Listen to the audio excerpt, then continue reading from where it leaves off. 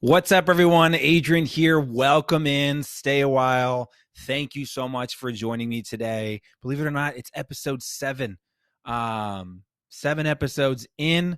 Excited. Please feel free to reach out with any feedback, any topics that I haven't covered that you'd like me to cover. But today is going to be on networking. Networking is a very popular activity. It is vital. I talked about it on my last podcast. When you're out trying to generate leads, networking is really important. So I'm going to take today's time to really dive a little bit deeper into networking and how to do networking well. So really going to break it up into 3 parts today. Number 1 is come prepared. So when I talk about how to come prepared to a networking event, you don't just want to go and wing it. You want to come prepared, have a plan in place. Number 2, when you go out and network, you don't want to make it about yourself. Okay, that's the best and easiest way to fail at a networking event is be the guy that just pitches and just makes it about themselves. And those you have networked before, you know who those individuals are. Don't be that person. And then number 3, which is I'm going to close with this. It's the best. I think it's the best part of this is how are you going to make a memorable takeaway?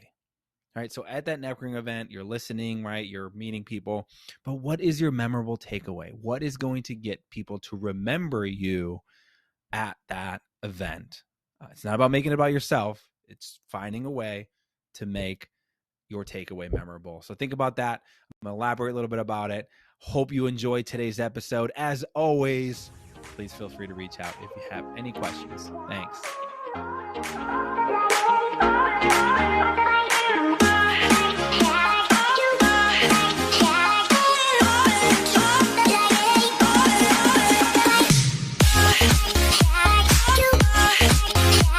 What's up, everyone? Welcome in. Thanks again for your time. So excited to talk about networking today.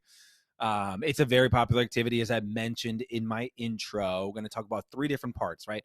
Be prepared, do not make it about yourself, and have a memorable takeaway. So when you go into an event, go into a lunch, make sure you have a memorable takeaway. It's important. If you remember any of those 3 topics, the last one, have a memorable takeaway that'll set you apart from everyone else. Before I get started, though, I did want to share a thought, right? I'm on social media, as we all are, scrolling through TikTok, Twitter, whatever it may be.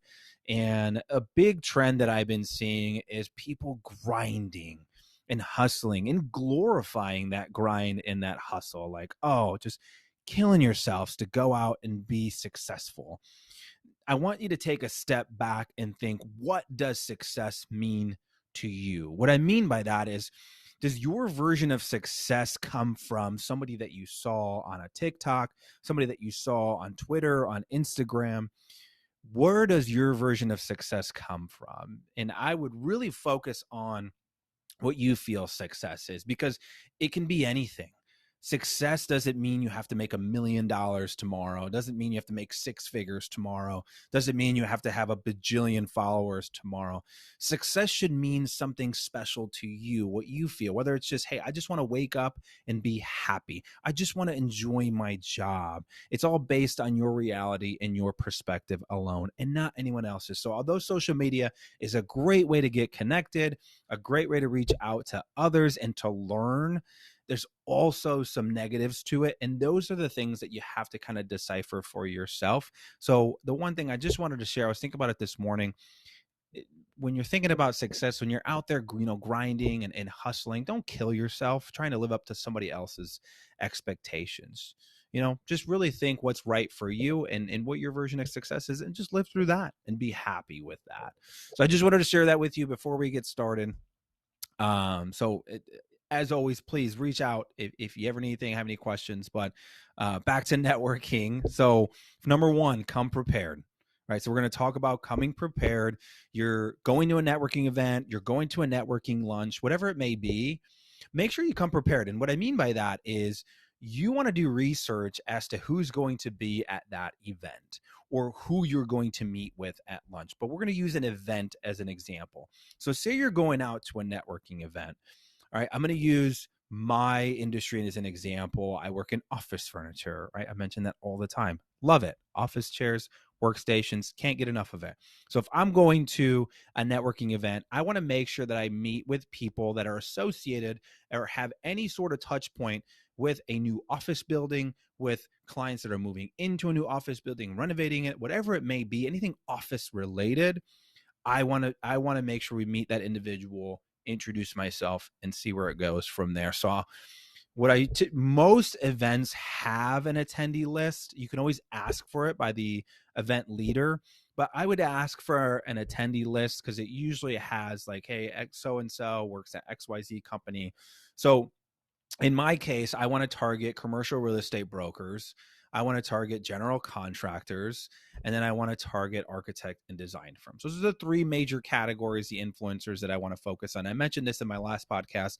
Have three influencers that can help you generate more leads. So really, I like putting them into those three buckets. It simplifies it for me. So have three influencers and look to see what people in that event fill in those influencer buckets, right? So if you're, in real estate, who are your three influencers that you're wanting to go meet at this networking event before you go? So again, for me, it is real estate, general contractors, architect firms. So I'm looking through this list, right? I see Joe Schmo, commercial real estate, Joe Blow, general contractor, and then I see, right, Jane Blaine from so-and-so architect firm. So I want to make sure that I make it a point to introduce myself, get to know them, see if it'd be a good fit to do a follow-up meeting from there. So that's what I mean by doing research, is figuring out who's going to be there and who you want to meet. If you want to take that even a step further, go onto their LinkedIn profiles, do some research as to where they're from, their backgrounds, whatever it may be. It's not creepy to do that. Everyone does it. That's what LinkedIn is for. Go in and do some research, figure and find some more information on them. If you want to dig a little bit deeper, it's plenty enough just to know that they're going to be there and try and sort them out. But if you want to dig a little bit deeper, you can do that as well to be a little bit more well prepared, especially if you're a little bit more nervous when you're going into networking events. That sometimes helps, kind of knowing who you're trying to meet and what their background is. It kind of helps humanize them so you don't feel so intimidated going into the networking event and trying to introduce yourself. So again, come prepared. So now you're prepared. You're going to go to the event. You're at the event. Leads me to number two. Number two, don't make it about yourself. Don't go to this event and just start talking about you and what you do and your company and your value proposition and me and me and me. Please do not do that. It's the last thing you want to do when you go to a networking event, is make it about yourself. You want to make it about the people there, highlight them, get to know them. So say you found Joe Schmo from from real estate, from the real estate company. I go and introduce myself. I want to know everything possible about that person. So I ask questions and genuinely want to learn who they are, as opposed to being like, hey, Joe Schmo from real estate company, I'm Adrian, and this is what we do. No, absolutely not. I want to get to know them, learn about their company, see if it's a good fit.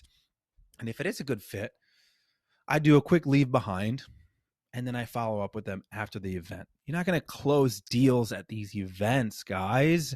These are where you're going to meet people and meet potential clients, potential opportunities, potential people that can generate more leads for you.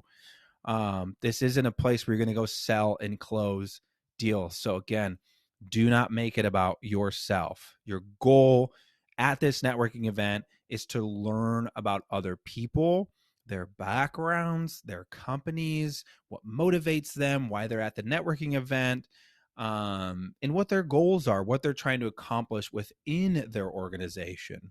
That's what you want to go try and do, is generate great relationships, make great connections, and then maybe a few people out of that event can follow up with you so that you can have a lunch and potentially partner on generating some leads together. But again, you're not closing on any of these events. So number two, don't make it about yourself when you go. Learn about others. All right, leads me to number three. I'm going to leave some time for this one because this is my absolute favorite one. This is a great way for you to stand out, differentiate yourself. It's a great time right now to do it because there's such a shift in sales from the traditional business card drop off. I think the pandemic really changed the way we're networking, the way we're communicating, connecting with one another. So this last one is very important. So have a memorable takeaway. So a great way to impress people when you go to a networking event today, instead of having your traditional, right, business card like most people will have, try and take it a step further and have a nice little QR code on that business card. It is such a trend right now to have a digital sales space or a landing page, whatever it may be. Have a digital page ready that has more information about you, more information about your company, some quick takeaways about you and your background, what you're passionate about, what your company brings to the table. It doesn't necessarily take them to your public site because that's filled with way too much information for your first date, right? You want to have some basic information about yourself. I call them landing pages. Other people call them digital sales spaces, whatever you call them. What I would do is there's a lot of sites that do this for free, QR codes. You can create QR codes for free now, but have one. You can put it on your business card, have it on your phone, whatever it may be. But that is a huge, memorable takeaway because what that individual can do is then they scan your QR code and they can save your page and toss your card, and they no longer see your card. Now they can bookmark your page and they can go and learn about you on their free time. Another thing I love about QR codes is the convenience of them. QR codes are so convenient. Do you ever try and sign up like a new app on your TV? You got a new TV or whatever it may be, a Fire Stick, whatever, and you're trying to register like your HBO Max app or your Netflix app, Apple Plus, whatever it may be, and they give you a nice big QR code. I love it when they do that because it's just so much more convenient. You use the QR code, you type in the code and your password, and you're in, versus having to type out the actual website /activate. I mean, those of you who have done it, you know how inconvenient it is. That QR code is amazing. Same with working with other people. You want to make it convenient for them to find more information about you.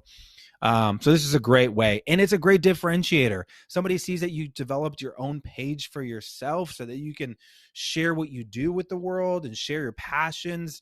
It really comes across as you're dedicated, you're committed, you're consistent, you're put together, you're excited about what you do, and you have a lot to offer. So if somebody wants to partner with you, or somebody wants to work with you, or a potential client wants to work with you, they see that and they're like, man, if they're willing to put that much time and effort into this page, imagine what they can do for me in my business or for me in my organization. So that's a great example of having a memorable takeaway. But if you don't have the time to do a digital sales space or a landing page, find something, just something that's memorable, that's a great takeaway at that event that you can share. Not a business card.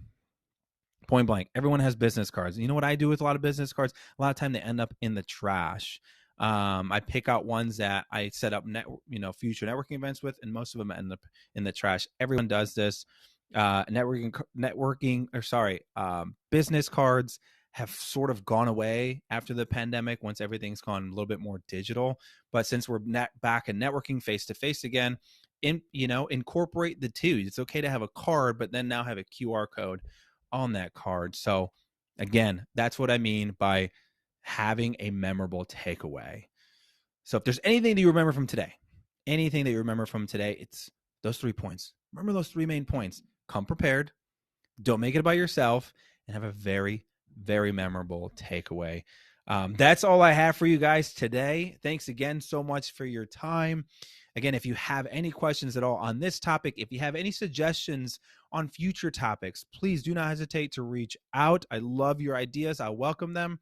I'm going to come out with an interview series after my episode 10. I'm going to do episodes 11 through 20. They're all going to be interview versions of the topics that I covered on episodes 1 through 10. So it's gonna be pretty cool. It's interviewing people and getting their perspectives on those topics. So it's not just me talking, it's getting someone else's vision and perspective on those topics. So look out for those. Those will be coming out in August. But in the meantime, if you have any suggestions, please shoot. Thanks again for your time and have an awesome weekend. See ya.